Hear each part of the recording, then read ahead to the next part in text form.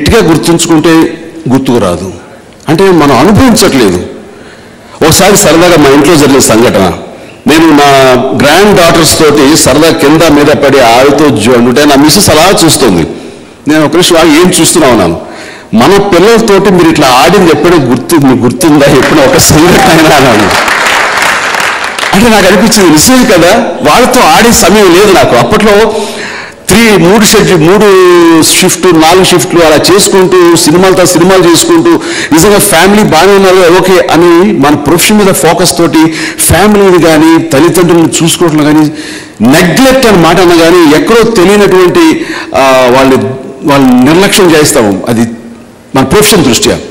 But ఎవరైతే అటు ప్రొఫెషన్ని ఇటు ఫ్యామిలీని బ్యాలెన్స్ చేసుకుంటారో వాళ్ళే పర్ఫెక్ట్గా జీవితాన్ని బ్యాలెన్స్ చేసుకున్నటువంటి ధన్యులు. ఆ రకంగా ప్రతి ఒక్కరికి ఇలాంటి సినిమాలు ఒక హెచ్చరిక, ఇలాంటి సినిమాలు వాళ్ళందరికీ కూడాను తెలియజెప్పే చక్కటి చిత్రరాజ్యాలు.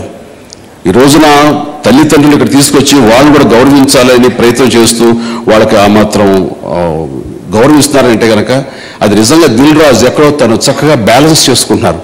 ఆ రకంగా ఈ సినిమా అనేది చాలామందికి ఒక కనువిప్పులాగా, ఒక ఎడ్యుకేషన్ లాగా, ఇలాంటి సినిమాలు రావాలి, ఇలాంటి సినిమాలు ప్రతి ఒక్కరిలోనూ ఒక మోటివేట్ కావాలి.